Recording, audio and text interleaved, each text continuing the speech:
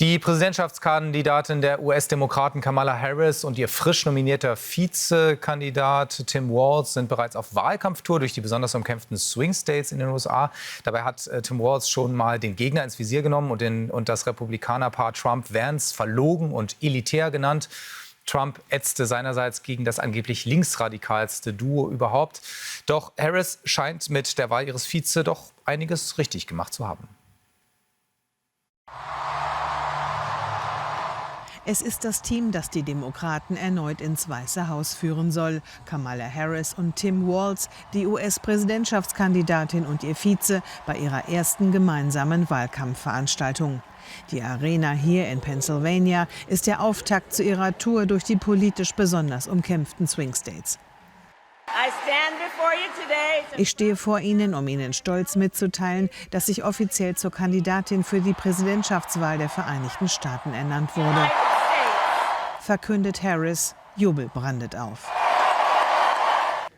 Dann stellt sie den Mann vor, mit dem sie diesen Präsidentschaftswahlkampf gewinnen will.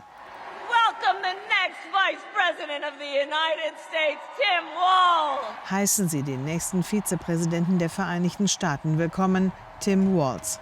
Er sei der Vizepräsident, den die USA verdiene. Ein Anführer, der unsere Nation einen wird und uns voranbringen wird. Ein Kämpfer für die Mittelklasse. Ein Patriot, der an das Versprechen USA glaubt. Ein Versprechen von Freiheit, Möglichkeiten und Gerechtigkeit. Nicht nur für einige wenige, sondern für alle. Danke für das Vertrauen, das du in mich setzt und vielleicht noch viel mehr. Danke, dass du die Freude in diesen Wahlkampf zurückgebracht hast. Erst vor rund 2 Wochen ist Kamala Harris für die Demokraten ins Rennen gegangen. Ihren Vize hat sie nur wenige Stunden vor dem Auftritt in Philadelphia ernannt. Ein Gespräch, das sie für die sozialen Medien so inszeniert.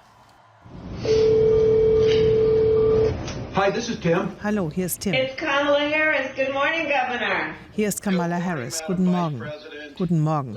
Hör zu, ich will, dass du das mit mir durchziehst. Würdest du mein Running Mate sein? Would you be my running mate and let's get this thing on the road? I would be honored, Madam Vice President. Es wäre mir eine Ehre, Frau Vizepräsidentin. Die Freude und der Enthusiasmus, den du mitbringst, es wäre ein Privileg. Der 60-Jährige ist seit 5 Jahren Gouverneur des Bundesstaats Minnesota und saß vorher lange als Abgeordneter im Repräsentantenhaus, gilt als volksnah und durchsetzungsstark. Und im Studio ist jetzt Jörg Wiemer-Lasena, weltpolitischer Korrespondent. Wir wollen das Ganze noch mal ein bisschen einordnen. Also Jörg, willkommen. Tim Walz ist ja nun Kamala Harris Running Mate, eben wunderbar medienwirksam per Telefon verpflichtet sozusagen. Was sollte man über ihn unbedingt wissen?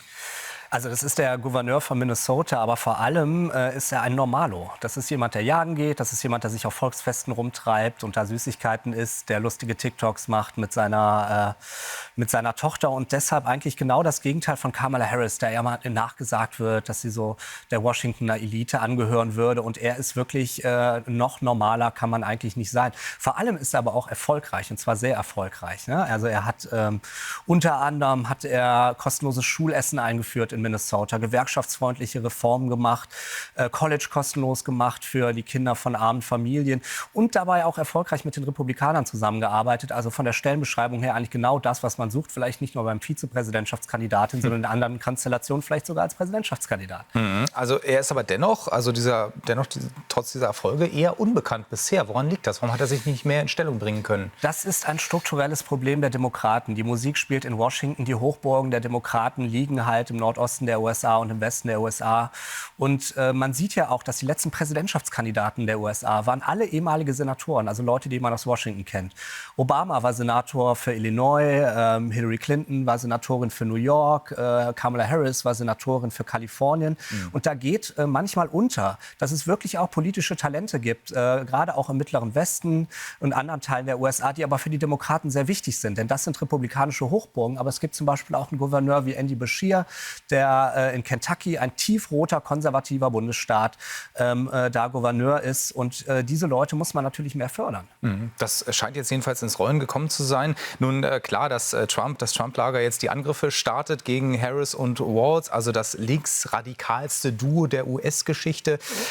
Ist natürlich die Frage, wie weit links stehen die beiden? Also wir hatten das in bisherigen Einordnungen schon auch, dass es nach unseren Auffassungen von links oder linksradikal, das genügt der Sache nicht, oder? Also ich muss da ein bisschen schmunzeln. Es ist ja vollkommen klar, dass wahrscheinlich Donald Trump jeden als linksradikal bezeichnen würde. Also er würde wahrscheinlich sagen, dass Friedrich Merz linksradikal ist, wenn er gegen den antreten würde. Da ist relativ wenig dran. Wenn man sich anschaut, wofür die politisch so stehen, klar, linksliberal würde ich sagen, trifft es eher, weil Tim Walz ja auch ein sehr liberales Abtreibungsgesetz durchgesetzt hat in Minnesota, sehr, sehr LGBTQ-freundlich ist. Das gilt für Kamala Harris auch. Politisch ist Kamala Harris wirtschaftspolitisch, ökonomisch eher zentristisch, würde ich sagen. Tim Walz schon eher arbeiterfreundlich, aber linksradikal, ich glaube, das trifft es nicht so ganz. Und ob das bei den Wählern verfängt, ich meine, wenn wir die Bilder von ihm sehen, wie er da in seiner Jägeruniform rumläuft, sieht für mich nicht besonders linksradikal aus, ehrlich gesagt. Ja, ist nun die Frage, ob das dann eben diese Heilsbringer sind. Ne? Also so ein bisschen hat man das Gefühl, wenn man so die Presse auch in Deutschland so ein bisschen verfolgt, dass das jetzt so hingestellt wird. Kann man das unterschreiben, dass das jetzt sozusagen die Hoffnung ist, auch für das Ausland? Also ich glaube, ich bin ja so eine der wenigen Stimmen in Deutschland, die da ein bisschen skeptischer sind. Klar, dieser Anfangshype ist da, aber es ist eher eine Erleichterung darüber, irgendwie, dass man jetzt Joe Biden mehr oder minder losgeworden ist. Und es sind noch 90 Tage bis zur Wahl. Und bis dahin kann noch viel passieren. In der Tat. Jörg Wiemal-Salena, vielen Dank für das Interview. Gerne.